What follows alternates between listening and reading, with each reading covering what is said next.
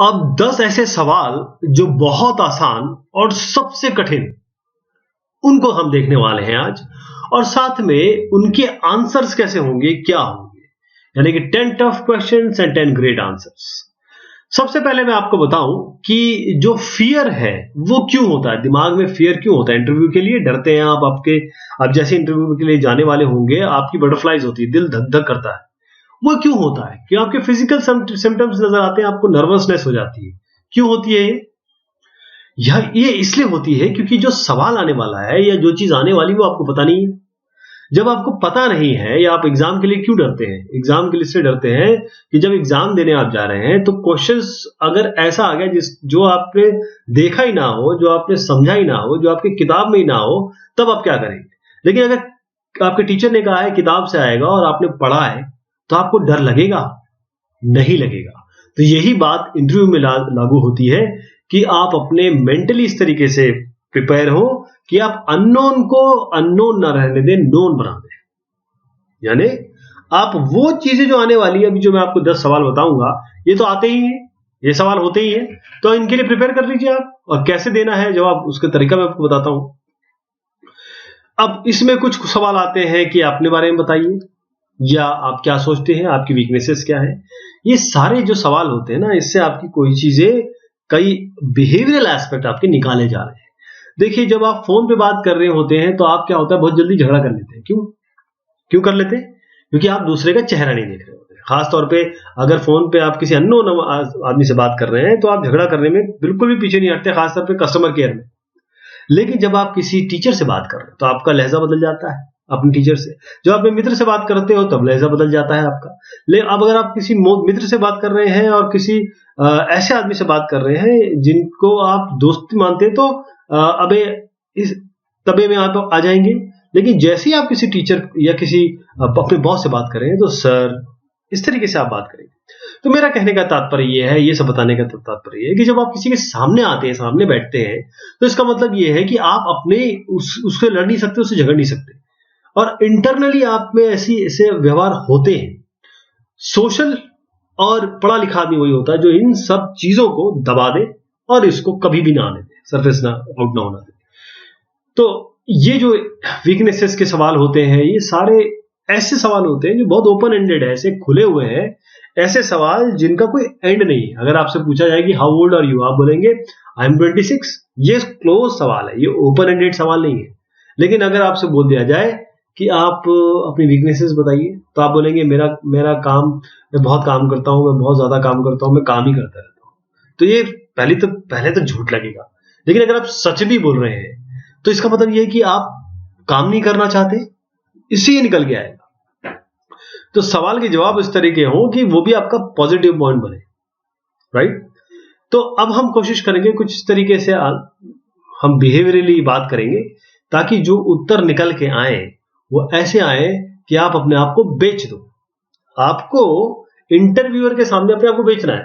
अब आप जो बेचेंगे तो आपको अपनी अच्छाइयां बतानी है, आपको अच्छा लगना है, आपको ऐसी चीजें बतानी है जो आप में बेस्ट है।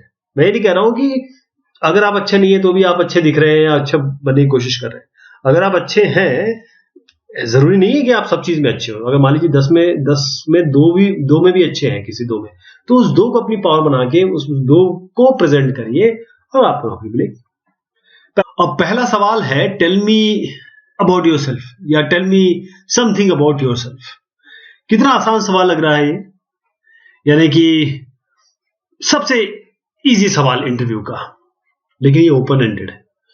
ओपन एंडेड का मतलब ये होता है कि इसकी परिधि नहीं है।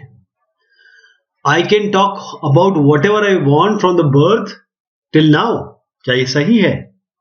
नहीं, ये सही नहीं है। जो आपका मैनेजर है वो आपसे केवल ये चाहता है, जो आपको हायर करने वाला है वो आपसे केवल क्विक, आपकी पोजीशन, आपकी बेस्ट कैंडिडेट होने की, आपकी प्रतिभा के बारे में 2 या 3 मिनट आपका स्नैपशॉट चाहता है, बस।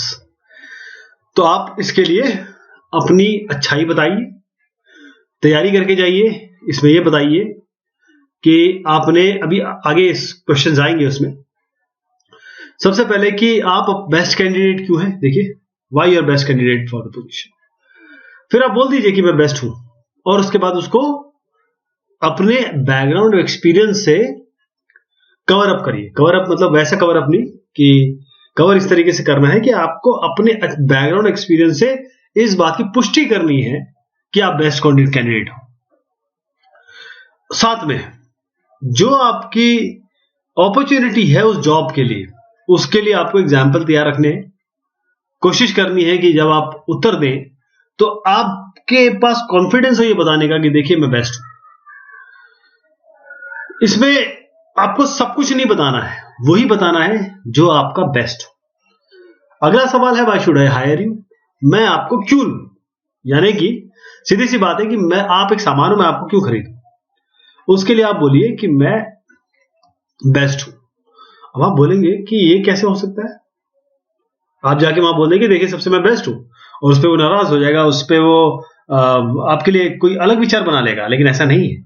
आप जब बोलेंगे कि मैं बेस्ट हूं, क्योंकि आप जान रहे हैं कि आपको ये नौकरी चाहिए और उसको आपको नौकरी देनी है, तो वो बेस्ट को देना चाहता है, तो आप अपने आप को डिफरेंशिएट करिए। बेस्ट कैसे हैं आप बेस्ट ऐसे हैं कि there are likely other candidates who have the same ability to do this job. उनके पास एबिलिटी होगी, लेकिन मैं उसमें एडिशनल क्या लेके आता हूं? क्या एडिशनल क्वालिटी मेरे पास? कि मेरे पास पैशन है फॉर एक्सीलेंस। मैं अपने काम को पैशनेटली करता हूं। I am passionately committed to producing truly world class result. उसके आगे आप अपने एग्जाम्पल दीजिए। Are you the best person for the job? आप इसके लिए अगर आपको वो पूछता है कि अच्छा ठीक है आप बेस्ट हैं, एग्जाम्पल बताइए, तो आपको उसके लिए एग्जाम्पल बताने होंगे। अब आता है what is your long range objective. तो लॉन्ग रेंज ऑब्जेक्टिव क्या है? लॉन्ग रेंज ऑब्जेक्टिव का मतलब ये, वो जानना चाह रहे हैं कि आप आगे क्या सोच रहे हैं 5 या 10 साल बाद। मतलब वो चाहते हैं कि पहले तो आप स्टेबल रहें, आप नौकरी करें, 4-5 साल जो इस कंपनी में अपना योगदान दें और अपने एक्सपर्टीज दें, और उसके बाद बताइए 5 से 10 साल बाद आप क्या सोच रहे हैं। तो कई लोग इसमें बोलते हैं कि मैं खूब पैसा कमा लूंगा, मैं फॉरेन घूमने चले जाऊंगा। देखिए सबकी इच्छाएं होती है, हो सकती है आपकी भी इच्छाएं ऐसी हो, लेकिन आपके लिए उस समय आपको अपने काम पे ध्यान देना है। तो काम पे आप क्या बताएंगे कि विद इन, जैसे मान लीजिए कोई अकाउंटेंसी की जॉब है, तो जो ऑब्जेक्टिव अचीव करने वाले हैं आप कि I want to be the best accountant for your company, मतलब मैं अपने एक्सपर्टीज जो है वो पूरी तरीके से देना चाहता हूं, plus I want to be fully prepared for any other responsibility, greater responsibility which might be presented to me in the long term, या interested on me in the long term। फिर आप बता सकते हैं कि right now I'm doing this, I'm doing that, and I want to be given more opportunity so that I can benefit this company through my expertise। तो अब ये जो चीज है आपके लिए पॉजिटिव हो जाएगी कि लॉन्ग रेंज ऑब्जेक्टिव में कि आप कंपनी के हिसाब से कुछ अच्छा करना चाह रहे हैं, कंपनी को आपसे कुछ मिलेगा। अब है एजुकेशन प्रिपेयर्ड कैसे किया, how has your education prepared you for the career. आपकी एजुकेशन ने क्या फायदा किया? तो आप इसमें बोलेंगे कि मैं मैकेनिकल इंजीनियर हूं, मुझे लेथ चलाना आता है, मैं कंप्यूटर साइंस वाला हूं, मुझे सी प्रोग्रामिंग आती है। या फिर आप बोलेंगे मैं और कुछ किसी भी विधा में ले ली, मैं पॉलिटेक्निक हूं, मुझे सोल्डरिंग करनी आती है, इलेक्ट्रॉनिक्स का ITI हूं मैं। तो अब ये सवाल का जवाब अगर आप देंगे तो ये बनेगा नहीं, उसका तरीका समझिएगा। क्यों? क्योंकि आपका जो ये क्वेश्चन है ये आपका बिहेवियरल एस्पेक्ट जानने की कोशिश किया जा रहा है आपके एजुकेशनल बैकग्राउंड से। यानी आपको अपनी सारी कॉम्पिटेंसी निकाल के रखनी है सामने कि आप उस करियर में, आपके करियर में जो एजुकेशन थी उसका कैसे यूटिलाइज करेंगे। तो आप बोलेंगे कि ये my education has focus not only on the learning the fundamentals, केवल मैंने फंडामेंटल्स या बेसिक्स नहीं पढ़े, बल्कि इसके अलावा मैं प्रैक्टिकल एप्लीकेशन भी करना जानता हूं, but also on the practical application of the information learn with in those classes. आप ये बताएंगे कि मैंने I was a project manager और आई did this thing in my project and we gathered and analyzed best practice data for this industry. I made a software for Indian Railways and that was being accredited and be renowned and honored by the DRM of Railway, Lucknow Railway. इस तरीके से आप कुछ ऐसी चीज जोड़िए कि किस तरीके से आपके एजुकेशन ने आपके करियर में फायदा किया। तो वो एजुकेशन ये नहीं कि आपने जो कंपाइलर डिजाइन पढ़ा है वो यहाँ पर कैसे काम आने वाला है, या आपने कोई डिजिटल इलेक्ट्रॉनिक्स पढ़ी है तो वो कैसे काम आने वाली है। नहीं, आपके एजुकेशन ने आपको एक टेक्निकल आदमी बनाया है। आपने थ्योरी तो पढ़ी है, साथ में आपको प्रैक्टिकल भी आता है, उस प्रैक्टिकल के बारे में जानना चाह रहे हैं। अब ये इंपॉर्टेंट बात, क्योंकि आप अकेले तो काम करेंगे नहीं कहीं पे अंटार्कटिका में, आपको लोगों के बीच में काम करना है। अब आप खुद ही देखिए, आपके जो दोस्त होंगे उसमें से कोई एक नाराज जल्दी हो जाता होगा, कोई उसमें एक आपसे ठीक से बात नहीं करता होगा, कोई आपके साथ बहुत ही ज्यादा प्रेम करता होगा आपसे, छोटी छोटी बात पे अगर आप उससे बर्थडे विश करना भूल गए तो नाराज हो जाएगा। ऐसे बहुत सारे दोस्त आपके आसपास होते हैं। ठीक, आपकी लड़ाई भी होती है, झगड़ा भी होता है, दोस्तों में चलता है। लेकिन आप जब काम करेंगे, आप तो आपके आसपास जो काम कर रहे हैं, जैसे मान लीजिए आप काम कर रहे हैं, आपका सबॉर्डिनेट है, आप उसे लड़ नहीं सकते, और अगर लड़ रहे हैं तो साथ रह नहीं सकते। आपको एक टीम प्लेयर अगर आप नहीं है तो आप कितने भी अच्छे क्यों ना हो, एक्सपर्ट हो किसी जगह के, आपका कोई यूटिलिटी नहीं है ऑर्गेनाइजेशन में। तो आप बोलेंगे यस, इसके लिए कोई नो नहीं बोलता है, यस बोलेंगे।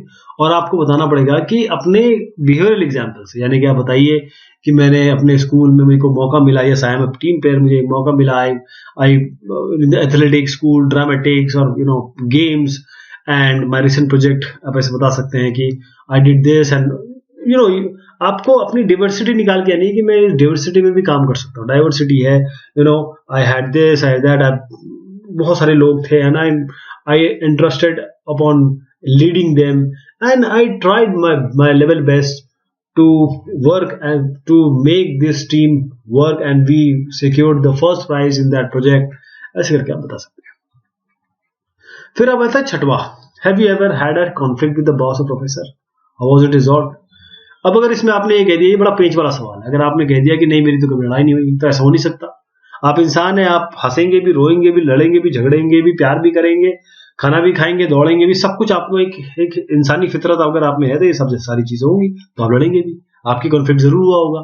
तो कॉन्फ्लिक्ट को आप पॉजिटिव किस तरीके से बनाएंगे कि अगर आप ये बोलेंगे कि मेरी लड़ाई तो नहीं हुई है, लेकिन कॉन्फ्लिक्ट हुआ है थोड़ा बहुत, लेकिन कॉन्फ्लिक्ट था केवल आइडियाज का, बिहेवियर का, उस आइडियाज का, कि अगर कोई किसी इश्यू पे हम लोग बात कर रहे हैं अपने बॉस से, there was a disagreement of the ideas, but we resolved it and we fully understood the perspective of one another, and now what I think and what my boss think, when we combined them, we actually got a very good product, or we actually achieved the success। ऐसे आप बताएंगे, इसका उत्तर इस तरीके से होना चाहिए। फिर ग्रेटेस्ट वीकनेस क्या है आपकी, talk about your true weakness and show what you are doing to overcome. कैसे ये करेंगे आप, कि अपनी असली वीकनेस बता दीजिए कि सर मैं ना, मेरे 2-3 बजे का मेरी आंखें जलने लगती है, उसके बाद मुझे सोना पड़ता है, मुझे दोपहर में नींद बहुत जरूरी है। ये आपकी वीकनेस है, बहुत बड़ी वीकनेस है, ये आप बताएंगे। ऐसा नहीं करेंगे। यहां पर आप देखिए, most career books tell you to select a strength and present it as weakness. हर बुक ये कहती है कि अपनी स्ट्रेंथ को एज अ वीकनेस प्रेजेंट करिए। जैसे आई वर्क टू मच, जैसे मैंने आपको पहले बताया था, बहुत काम करता हूँ, लेकिन बहुत काम करना तो गड़बड़ हो जाएगा ना। एक तो आप बता रहे हो कि बहुत सारा काम करता हूं, या आप काम नहीं करना चाहते। आपको ऐसी वीकनेस आपको सामने रखनी है कि आप ये बोल सकते हैं कि I have had trouble in the past with planning and prioritisation, however I am not taking steps to correct it. यानी कि आई हैड, आप अपनी वीकनेस बताइए कि I had a problem when I was in my college to plan things, but now I have overcome this. I am a better planner now, and now I plan things according to the situation, the time and resources। ये आपको ऐसे weakness बतानी है। 8वें में अगर आपसे पूछा जा सकता है, जो 8वां सवाल है, जो बड़ा ट्रिकी सवाल है, कि अगर आप के दोस्त, प्रोफेसर, बॉस अगर आपको डिफाइन करेंगे तो कैसे करेंगे। तो अब इसमें भी एक बड़ा ओपन एंडेड चीज आ गई कि इस प्रोफेसर की बात करेंगे। अगर आपके पास रहेगा कि अरे किसी प्रोफेसर का नाम बता दिया और वो प्रोफेसर को जानते होंगे, तो फिर आप कैसे करेंगे कि आप चलिए बात करा दीजिए, चलिए आप उनसे कभी वो बात करने लगे और आपके बात पूछने लगे तो झूठ हो जाएगा। तो इसके लिए आप क्या करिए, सबसे पहले आप प्रोफेसर या बॉसेस जो भी आपके हैं, जिनके साथ आपके अच्छे संबंध थे, उनके पास जाइए, लेटर ऑफ रिकमेंडेशन ले लीजिए, और उसके बाद फिर बोलिए कि सर मेरे जो बॉस हैं या फिर मेरे जो प्रोफेसर्स हैं वो मेरे लिए कहेंगे I am very energetic person and I am result oriented and one of the best person she had ever work. आप बोलेंगे कि एक्चुअली सर मैं इसलिए बोल रहा हूं क्योंकि वो ये उनके ही शब्द हैं। क्या मैं आपको लेटर ऑफ रिकमेंडेशन दिखाऊं? लेटर ऑफ रिकमेंडेशन तैयार रखिए, ये सबसे अच्छा जवाब है। What qualities do you feel a successful manager should have? अब आपसे पूछा जा रहा है कि एक सक्सेसफुल मैनेजर क्या होना चाहिए, क्योंकि आप शुरू तो कर रहे हैं चलिए कामगार की तरह, लेकिन आगे चल के मैनेजर बनेंगे और आपको जो मैनेज करेगा वो भी मैनेजर होगा। तो आप उसके लिए क्या अपने आइडिया देंगे? तो आप उसके लिए बोलेंगे लीडरशिप और विजन। दो वर्ड आप इसी के आसपास घूमना है आपको, लीडरशिप और विजन। लीडरशिप ये है कि एक लीडरशिप पहले तो उसका एक विजन होना चाहिए और उस विजन यानी कि एक पाथ डिसाइड करे, एक सही तरीका इजाद करे, और वो जो क्योंकि सबऑर्डिनेट जो है वो उस विजनरी आदमी के पीछे ही चलेंगे। अगर उसका विजन नहीं है और उसके लीडरशिप पे लोग काम नहीं कर पा रहे हैं, लीडरशिप ऐसी नहीं जिस पे लोग काम कर सके, तो फिर वो सक्सेसफुल मैनेजर नहीं कहलाएगा। सक्सेसफुल मैनेजर मतलब लीडरशिप और विजन, तो वो ट्रू लीडर होगा। आप उसको एक एग्जाम्पल के साथ जोड़ सकते हैं कि मैं एक ऐसे बंदे को जानता हूं जिसने मेरी लाइफ को काफी चेंज किया, and I hope that the manager should be like him, और उसके बाद अपना एग्जांपल दे दीजिए एक। अब आखिरी है 10वां कि if you had to live your life again what one thing would you change? अगर आपको अपनी जिंदगी में कुछ चेंज करना होगा तो आप क्या करना चाहेंगे? अपनी लाइफ में क्या चेंज करना चाहेंगे? तो आप ये बोल सकते हैं कोई ऐसी मिस्ड अपॉर्चुनिटी या लाइफ की, जैसे मान लीजिए आप 10th के बाद मेडिकल में भी जा सकते थे, इंजीनियरिंग में जा सकते थे, तो आप इंजीनियरिंग में गए, लेकिन आप बता सकते हैं मेरे मदर फादर डॉक्टर हैं, अगर मैं मेडिकल में जाता तो ज्यादा अच्छा रहता, बट मुझे ऐसा लगता है कि अब इंजीनियरिंग में आके मैं बहुत अच्छा काम कर रहा हूँ। यही वाइस वर्सा है, ये कह सकते हैं। या फिर मिस्ड अपॉर्चुनिटी की इन आफ्टर 12th या after in between my engineering आप सिलेक्टेड इन SCRA, या फिर आप बोल सकते हैं कि मैं IIM में सिलेक्ट हो गया, या फिर मैं किसी NDA में सिलेक्ट हो गया और मैं नहीं गया उसमें। ऐसे कुछ एग्जाम्पल दे सकते हैं जो आपसे अलहदा हो जाए। NDA बोलेंगे तो वो आपकी सॉफ्टवेयर कंपनी से रिलेटेड नहीं होगा, या अगर आप NDA बोलेंगे तो पैथोलॉजी की जॉब से रिलेटेड नहीं होगा। तो ऐसा कुछ बोलिए जो, और वो सच भी होना चाहिए, ऐसा नहीं कि आप फेंक दें, फेंकना नहीं है इसमें, जो भी सच है वो सच रहेगा, लेकिन सच जो है वो बेस्ट होना चाहिए, जो आपकी लाइफ में बेस्ट हुआ है ना उसको सामने रखेंगे और फिर एग्जाम्पल के साथ बोलेंगे। तो ये इस तरीके से आप इसका सवाल का जवाब देंगे। तो ये 10 सवाल थे और उसका मैंने कोशिश की कि आप क्या तरीका अपनाएंगे उसको जवाब देने का। तो ऑल द बेस्ट, मेहनत करिए और मैं दुआ करूंगा कि आप सक्सेसफुल हो।